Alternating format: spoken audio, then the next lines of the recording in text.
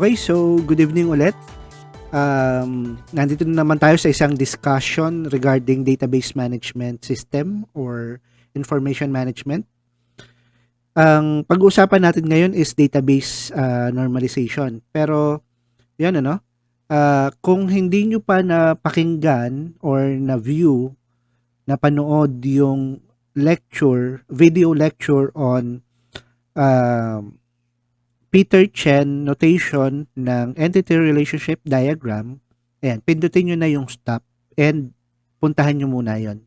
Kasi prerequisite nito or hindi nyo maintindihan itong discussion ng normalization hanggat hindi nyo napapanood yung Peter Chen notation of entity relationship diagram or entity relationship modeling of databases. Okay? So, kung napanood nyo na, let's continue. Okay, so this discussion is regarding database normalization. So, ano ba yung database normalization? Basahin natin, Normalization is a technique for organizing data in a database. It is important that the database is normalized to minimize redundancy. Or redundancy means duplicate data or duplication of the data. And to ensure only related data is stored in each table. Data redundancy leads to data inconsistencies. It also prevents any issues stemming from database modifications such as data insertions, data deletions, and data updates. Okay, so actually, itong normalization, ito yung ginagamit natin to analyze yung mga panggagalingan ng mga data natin, kagaya na data natin, walang S. Kasi ang singular is datum. So, yung data natin, yung data, so, manggagaling yan sa mga paper forms. So, from paper forms, gagawin natin electronic. So, kailangan nating i-design how yung paper form ay ilalagay natin into its electronic equivalent. Hindi lang yun, pwedeng manggagaling sa mga paper reports, mga table format reports. So, paano natin yung mga data na yun isasalin into electronic format. Okay, so, ayan, kung paano natin i-organize sa isang electronic database. So, importante ito, sabi dito, para ma-minimize yung redundancy or duplication of data. Bakit importante yung duplication of data? Kasi number one, nagtitipid tayo ng space. So, bawat data is equivalent to bytes, kilobytes, megabytes, or gigabytes of data. Pagka nag-duplicate yan, so magiging mahal yung database natin. Dati kasi ang liliit lang ng mga hard drives natin at saka mga RAM, Pero ngayon malalaki na. However, kahit na lumaki ng mga terabytes, 1 terabyte, 2 terabytes yung ating mga electronic storage devices, components, tag-iba naman ngayon yung ating mga ini-store, kagaya ng mga videos at saka mga music. Dati kasi puro mga text lang ang ini-store natin, pero ngayon mostly mga videos, images which are malaking gumamit ng storage space. So importante na matipid natin yung storage space natin. And lastly, yung tinatawag na anomalies in data modification or database modification. Pagka nag-insert tayo ng a set of new data, nag-delete tayo, nag-update tayo, paano natin may ensure na walang mawawala na data pagka nag-insert tayo ng bago, nag-delete, or nag-update tayo, nag-edit ng data.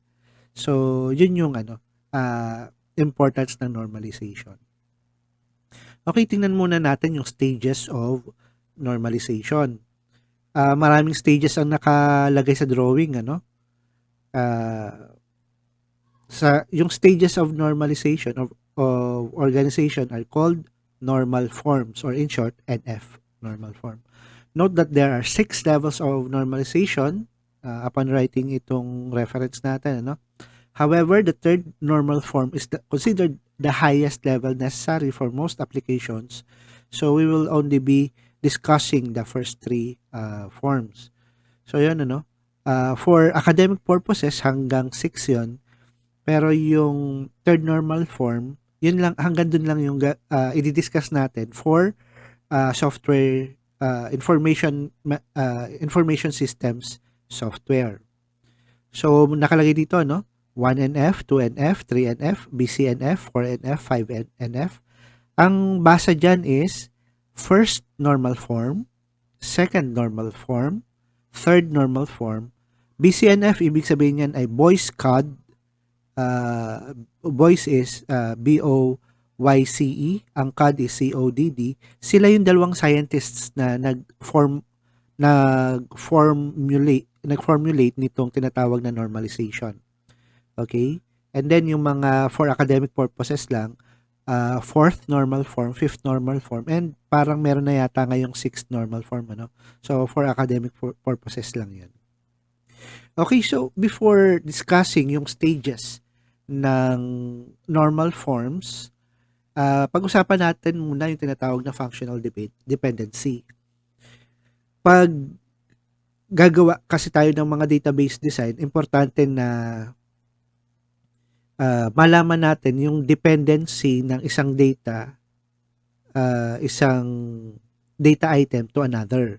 Okay? So normally kasi gumagawa tayo ng tinatawag na result set or entity set. Okay? So yung mga entity sets, ang other term natin doon is table. Okay? So ang tawag natin sa columns, ang tawag natin doon attributes.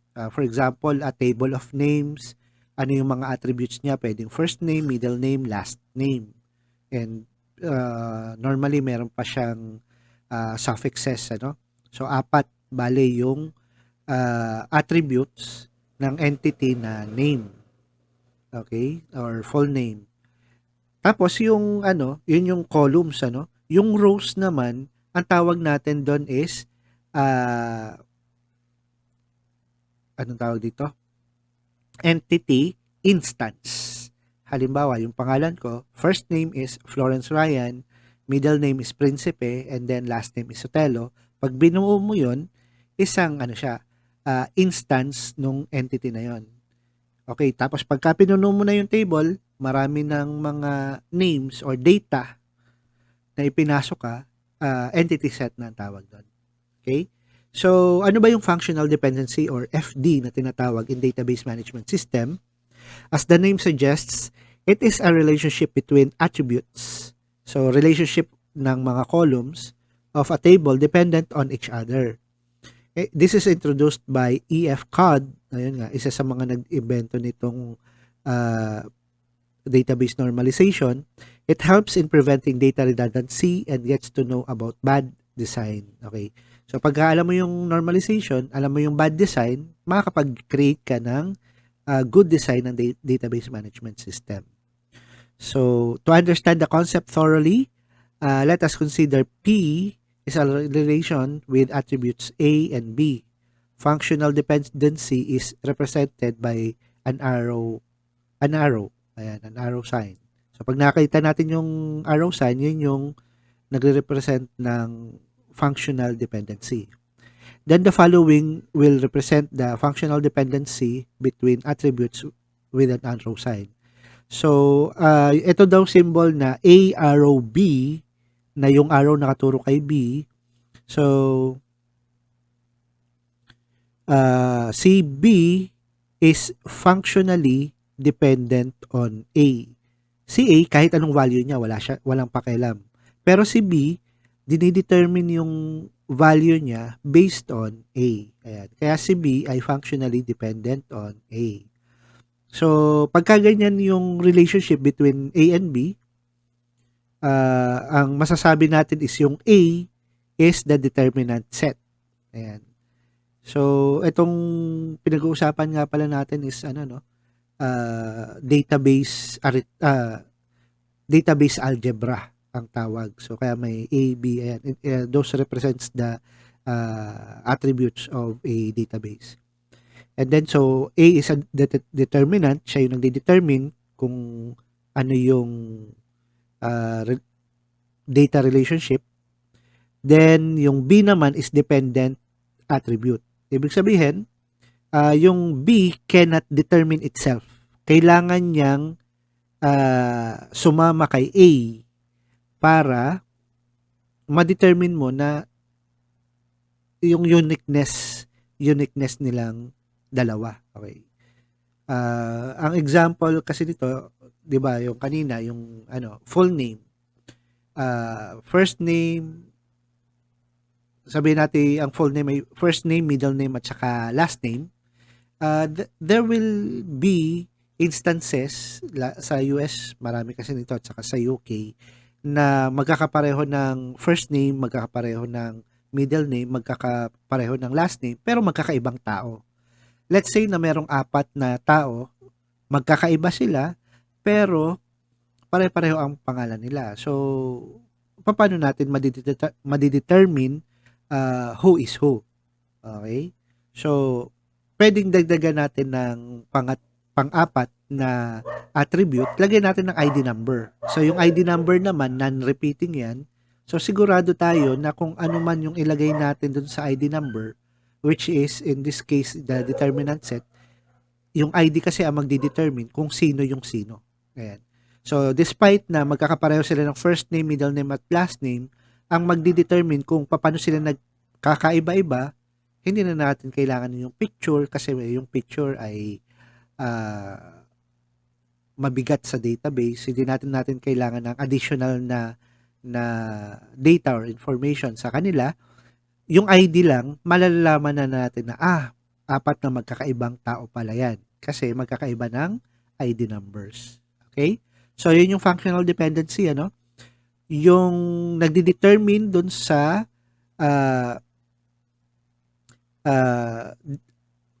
anong tawag dito? Entity instance, yung nagde-determine sa entity instance, wherein yung entity instance is a set of data from different attributes. So, yun yung determinant set. Tapos, yung mga hindi nagde-determine dun sa set, yung hindi nagde-determine dun sa instance na yon, ang tawag ay dependent attributes. Ayun. Okay? So, punta na tayo sa stages of normalization. So, ayan. Discuss lang muna natin, So, na-discuss natin yung functional dependency. Ngayon ay stages of normalization. Pero gagamit tayo ng examples para makita natin ano nga ba yung pinag-uusapan dito. Kasi baka medyo theoretical yung natin, yung matanggap natin, So, para maging concrete, tingnan natin yung example later. Pero for now, ano ba yung mga rules? Paano natin malalaman na yung database design mo ay naka-first normal form na? Merong 3 criteria. Number 1, there must be no multi-valued attributes. Ayan. So, anong ibig sabihin natin nito? Kailangan lahat ng attributes mo in that entity, in an entity, kailangan ay single value, hindi multi-valued. Ayan. So, pagka may multi-valued, gumawa ka or hiwalay mo ng entity. Baka hindi siya dun sa entity na yon. Okay? Next rule is all attributes must be simple and single-valued attributes. So, simple, yan yung keyword. All composite attributes must be assigned to a new entity to reduce them to simple attributes. Ayun. So, kung dun sa iyong current na entity, may nakita ka na may composite attributes, ilipat mo. Ayan. Gumawa ka ng bagong entity for them para maging simple attributes. So, yung una, tinanggal natin yung multi-value. So, simple, single value attributes na. Yung pangalawa, yung composite, ginawa natin simple. And third rule, there should be an attribute assigned as a primary key for all non-key attributes in the entity. So, might be dun sa form na ginagamit natin, walang primary key na nakaset. Normally kasi pagka gumawa ka ng application, tinatago na lang natin yung mga primary key. So, it can be not visible during our design. Pero dun sa database mismo natin, kailangan may primary key yung ating mga entities or mga table natin. Okay, so yun yung first normal form. Ano naman ang criteria para malaman natin na yung database design natin ay nasa second normal form na? So, number 1 is everything should be in first normal form. Ayan. So, hindi pwedeng mag-jump from unnormalized then second normal form na. Hindi. Kailangan i-first normal form mo muna yung database design mo before ka pumunta sa second normal form. So, ano ba yung pangalawang criteria? All non-key attributes in an entity must be functionally dependent on the whole primary key. Yung primary key kasi, it can be a set of key attributes. Pwedeng ang primary key ay hindi lang isa, pwedeng tatlo, pwedeng dalawa, pwedeng mas marami pa. So, pag pinag-combine natin yung key attributes into one primary key, at tawag na natin doon ay super key. Ayan. So, non-key attributes that are only partially dependent on the primary key should be assigned to another entity. So, pwede kasi na merong dun sa entity mo, may attribute na hindi naman totally dependent dun sa primary key mo. So, ilipat mo siya ng ibang entity. Ayan. So, third normal form, hindi ka pwedeng pumunta sa third normal form na hindi mo muna natitiyak na yung database design mo ay naka-second normal form na. Ayan. So, ano bang second criteria? Dapat all attributes must be functionally dependent only on the primary key. Ayan. So, hindi na siya functionally dependent sa iba. Hindi na siya pwedeng i-determine yung kanyang uniqueness to some other attributes. Dapat dun sa primary key lang. Then, attributes that are only partially dependent on the primary key must be assigned to another entity. So, i-assign mo na lang sa ibang entity kung hindi siya fully dependent on the primary key. Okay, so tingnan natin yung examples. So, actually may ginawa akong project for database analysis and normalization. Ang tawag doon is Minimart document design. So, sa separate lecture video, ipakita ko sa inyo. But kumuha tayo ng ng sample form sa kanya, and ito yung gagamitin natin. So, ano yung details nitong form na kinuha natin? So, itong isang form, ang tawag is order list. Ito yung list ng mga orders na ino-order dun sa Minimart, sa tindahan. Okay, so makita natin dito, may bumibili in bulks, So, ito yung pwedeng, online ordering or through mobile phone ordering. Okay, so ano yung mga attributes na makikita natin, identify natin, And then, yung 0NF, ibig sabihin nun, ito yung form na unnormalized. Hindi pa siya normalized, kaya 0NF. So, ang gagawin natin from paper form, ita-transfer natin into Peter Chen ERD diagram. Okay. So, ang first na entity natin is yung order list. Siya yung pangalan ng form. And then, identify natin yung attributes. So, ang una is supplier name. Ayun, may ellipse or oval. And then, date. And then, meron sa ilalim, item number. So, yung hash is number yun, And since yung pangalawang column, ang tawag ay item detail, itawag na lang natin dun sa first column is, or first attribute is item number. And then, yun nga, another attribute is item details. And then, yung pangatlo is quantity. And lastly, yung unit. Okay, so, susunod, dito sa susunod na slide, paano ba natin gagawing first normal form itong order list natin. So ano yung rule number 1? There must be no multi-valued attributes. So yung date at saka supplier name, makita natin sa isang form, single value lang yung attribute. Samantalang yung item number, item details, quantity at saka unit, ilan? Apat na items yung nakalista. So, siya ay multi-valued attributes. And then, mapapansin pa natin yung item details, hindi siya simple attribute, kundi composite, composed of, pag pinaghiwa-hiwalay natin yung mga components ni item details, makikita natin yung brand name, product variant, and other information on other data. Okay, next slide.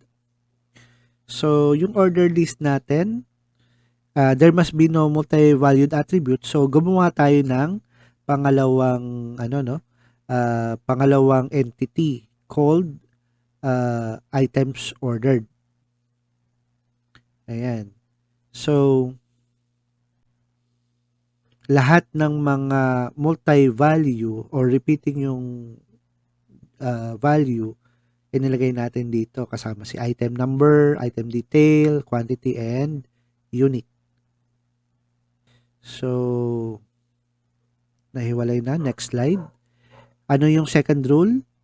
All attributes must be simple and single-valued attributes only. All composite attributes must be assigned to a new entity to reduce them to simple attributes. Ayan. Alin ba dito yung composite attribute? Yung item detail. Kasi nga may brand name, product variant, at saka other features. So, ihiwalay natin siya. Gumawa tayo ng pangatlong entity. Ayan, next slide. Ay, bakit hindi pa wala pa yung pangatlong entity,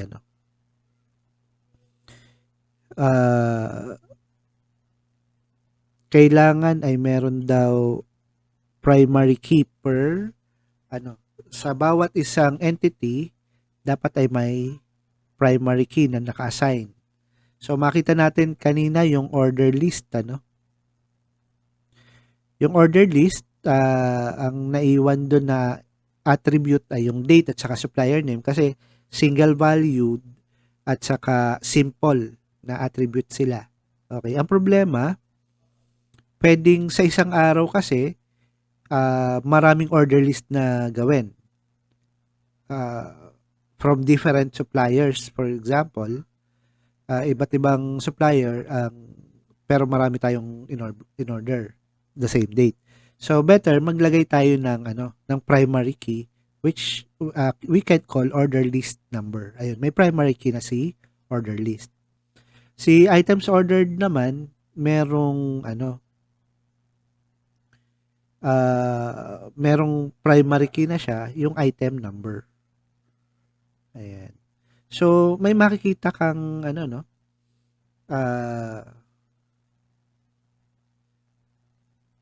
may makikita kang descriptive. Ang tawag dun sa kung natatandaan natin dun sa last discussion natin regarding Peter Chen ERD notation, yung attributes na naka-assign sa relationship ay descriptive attributes ang tawag.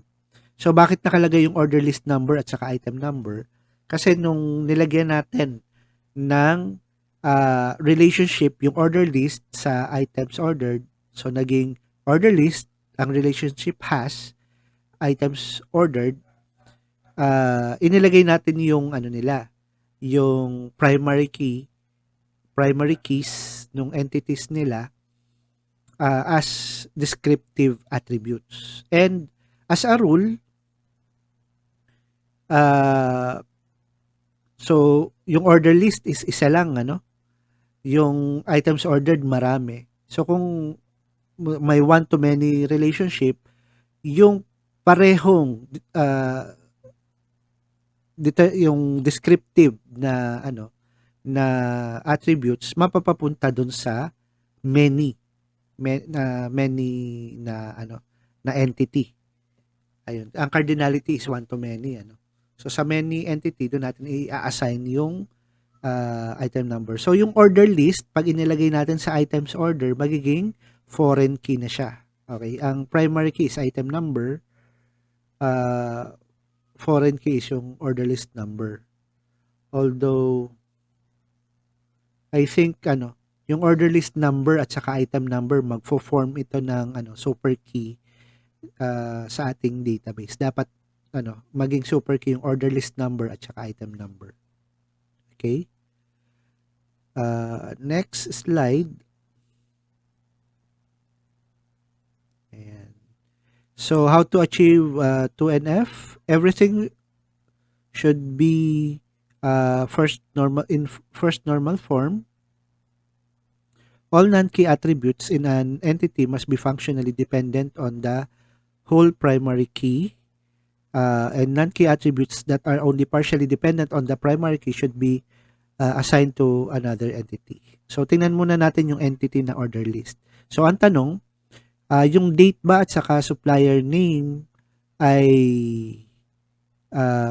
parehong functionally dependent sa order list. So, yung order list is dire-diretso ng number yan. Hindi pwedeng magkaroon ng kapareho.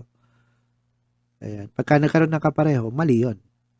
Okay, so kahit na sa isang araw, for example, nag-submit ka ng order list to different suppliers, so okay lang kasi pag tinignan mo yung order list, ayun, mapaghihiwa-hiwalay mo sila. Madidetermine mo which is which.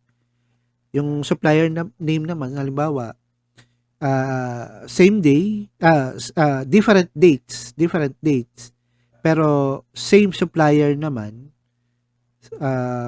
kunyari, hindi natin makita yung date, paano natin malalaman kung aling order list yung ating tinutukoy? Tingnan lang ulit natin yung order list. So, matutukoy na natin yung anong entity instance yung ating tinutukoy. Ayun. So, ang determinant nagdi-determine nung ating entity instance yung order list number. Ganun ka-importante yung nag-slide yung aking upuan. Ayan. So, ganun ka-importante yung yung functional dependency, pag-determine ng functional dependency at saka primary key. Okay, tingnan naman natin itong sa kanan na entity. Ayan. So, naging super key na nga si order list at saka si order list number at saka si item number na ang pangalan ay order list item number. Although, pwedeng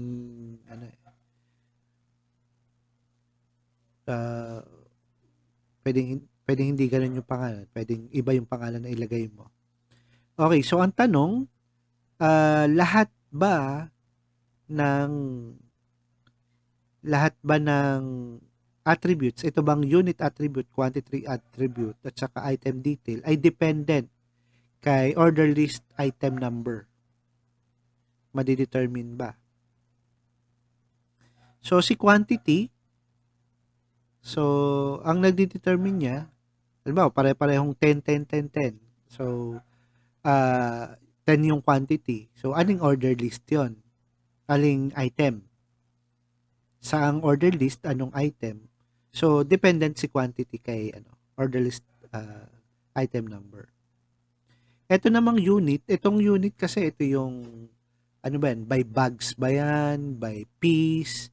By kilograms ba yan? Anong unit yung gagamitin natin to measure yung item? So, hindi siya dependent sa order list number at saka item number. Depende itong unit, type of unit na gagamitin natin, kay item detail. So, better na itong unit natin na attribute ay i-assign natin, ilagay natin, isama natin sa item detail. Ayan. So, ayun. Medyo ngayon pa lang natin inihiwalay si item detail. Although, better kung nung 1NF, inihiwalay na natin. Pero, Ayan. So, this time, sa 3NF natin inihiwalay. Ayan. So, improve nyo na lang sa inyo. Actually, may another set of examples ako. So, doon, in-improve ko na yan. So, sa una pa lang, sa 1NF pa lang, nakahiwalay na yung composite na attributes. Ayan. So, ang 3NF dapat ay naka-second normal form. And pangalawa is all attributes must be functionally dependent only on the primary key. Attributes that are only partially dependent on the primary key must be assigned to another attribute. So, ayun. Dahil yung unit nga, at saka yung brand name, product variant, at saka other features, hindi naman siya dependent dun sa item number at saka order list, hihiwalay natin. So, ang magiging problema, may brand name, product variant, other features, at saka unit, pwedeng maging repeating values sila. So, kailangan natin magdagdag na yung primary key. So, lagyan natin ng item ID.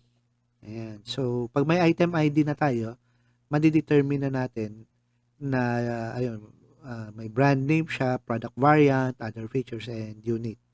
Ayan. Kahit mag-duplicate yung apat, yung item ID ang magdidetermine which is which. Ayan. Tapos, items ordered, ayun, item ID at saka quantity. Ayan.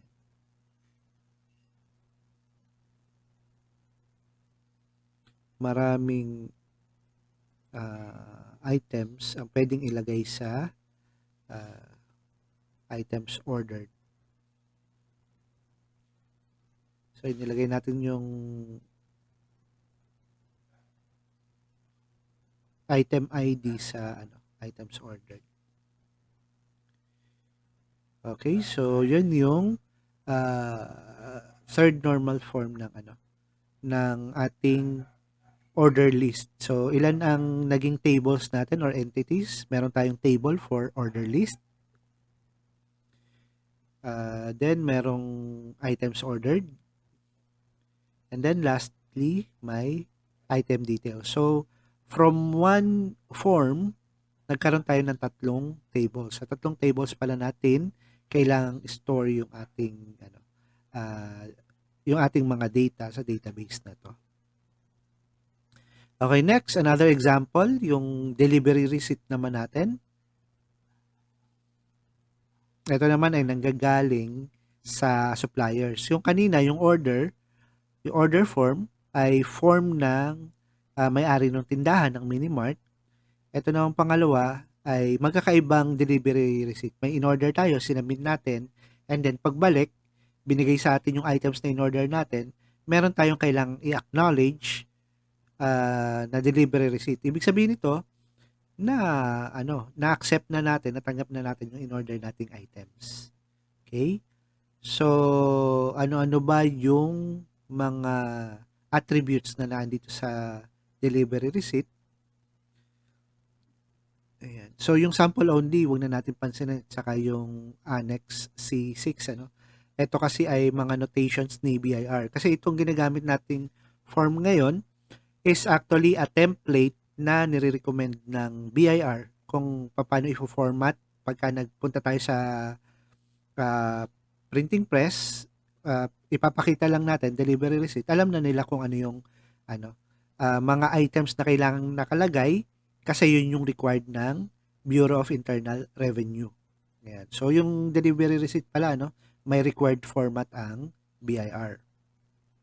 So tingnan natin kung ano yung ang ating entity is delivery receipt. Ayan, nagkaroon tayo ng rectangle, ang pangalan ay delivery receipt. Ano yung mga attributes? Yung supplier name, supplier address, at saka supplier TIN number. And then, yung delivered to TIN at saka address, hindi na natin papansinin kasi company natin yon. So, alam naman natin kung ano yung pangalan ng company natin. Kunin na lang natin ay yung date at saka payment terms or terms. Okay? So, ayun, date at saka terms na attributes. And then, meron tayong quantity, unit, at saka articles, naka-table format. So, ibig sabihin, multi-valued ito. So, tingnan nga natin, multi-valued ba? Ayan, quantity, unit, articles, multi-valued, double line na ellipse. And then, nandito sa ilalim, yung signature ng customer. So, actually, pwede na natin palang hindi.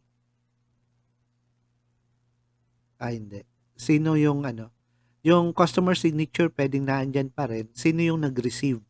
Sino sa mga staff natin yung nag-reserve nung order na yon? Pwedeng ilagay pa pala natin. And then, yung nasa ilalim ay yung number 1001, actually, ang tawag dito is delivery receipt number. So, ayun, nakalagay din natin. Okay. So, yun lang muna yung natin, Medyo masikip kasi pagka kinuha pa natin yung ibang mga identifiable na attributes. So, ignore natin yung ibang parts. Ayan. So, ilang attributes yung na-identify natin? Meron tayong 10. Date, supplier name, supplier TIN, supplier address, terms, customer signature, or sino yung nag-receive or received by. Then articles, unit, quantity, and delivery receipt number. So, ito yung unnormalized form or 0 and F. So, ano naman yung 1 and F? So, again, yung 1 and F, identify natin yung multi-valued attributes dahil gagawin natin yan na single-valued. And then, all attributes must be simple and single-valued attributes only. All composite attributes must be assigned to a new entity to reduce the simple attributes. Again, alin yung repeating or multi-valued, yung quantity, unit, at saka articles. And then, alin yung composite, yung articles. Ayan, composite siya. Okay, so next slide.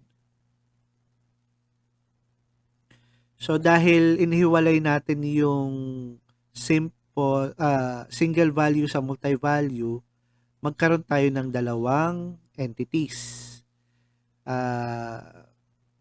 Ang bagong entity is delivery item. Yung mga repeating or multi-valued is yung article, unit, at saka quantity. Ayan, may sarili na siyang entity. Okay. And then, next slide. Ayan, sa next slide, dito pa lang natin in-identify yung yung articles kasi is yung article kasi is a composite attribute, so in-identify natin. So mas tama na i-identify na natin yung entity dito. Pero it seems na sa 3NF ko inihiwalay. Ayan. Pero yung pinakahuling rule ng 1NF or first normal form is there should be an attribute assigned as key primary key. Assigned as the primary key for all non-key attributes of the entity. So dito sa delivery receipt,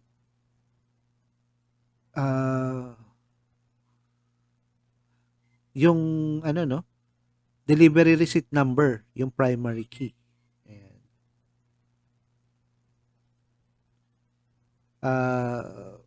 For now, later, may another key kasi dito, yung supplier TIN, leave that for now. Pero ang talagang primary key nitong delivery receipt is yung delivery receipt number.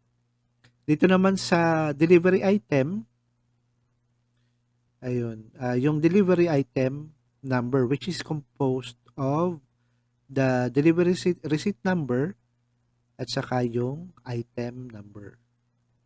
Ayan. Okay? So, next slide tayo. From first normal form, gawin naman natin siyang second normal form. So, dapat all non-key attributes in the entity must be functionally dependent on the whole primary key. Non-key attributes that are only partially dependent on the primary key should be assigned to another entity.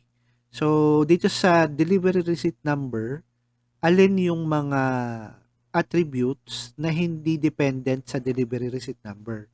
Ma-identify natin na yung supplier name, supplier TIN, supplier address, at saka yung terms of payment ay hindi siya dependent sa delivery receipt number, kundi dependent siya kay supplier. So, supplier TIN.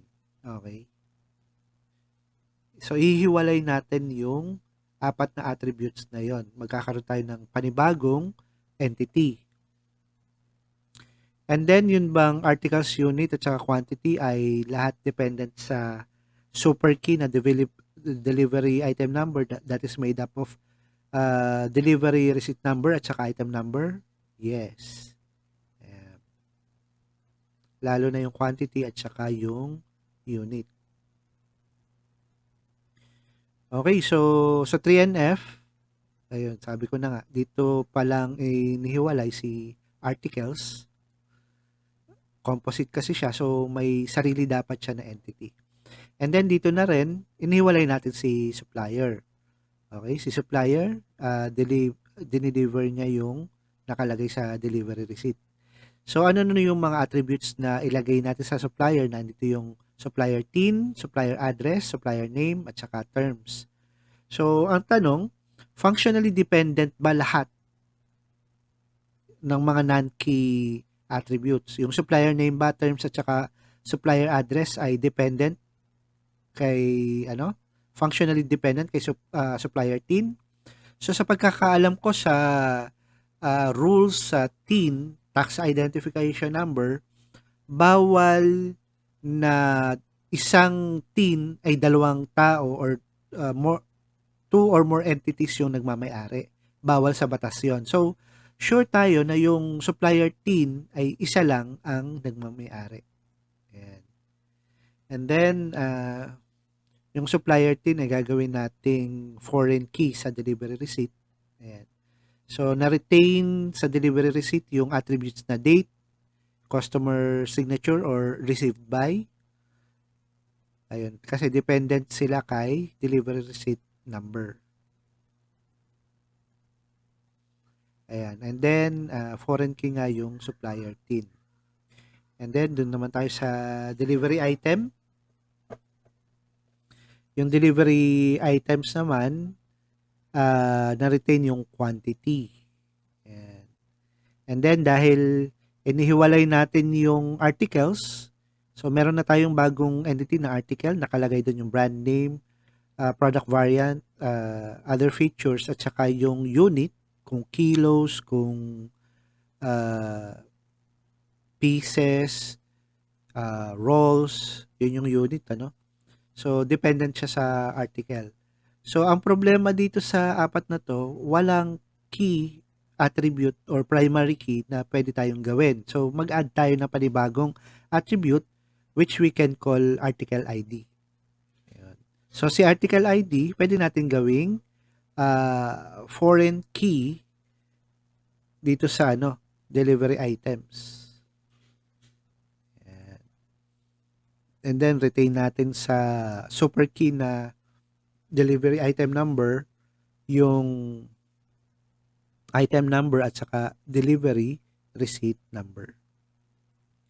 Okay? So, yun na yung example natin. Mag-provide pa ako ng another video with examples para matulungan kayo. With that, kung may mga questions kayo, please do not hesitate to comment dito sa video na to. Comment kayo sa ilalim para masagot ko yung mga questions nyo. Okay? So, with that, thank you very much sa time ninyo, sa pagpakikinig, and hopefully, natulungan ko kayo na maintindihan itong normalization, analysis ng inyong database design. Okay? With that, ako si Florence again, and see you sa mga future na videos. Bye-bye!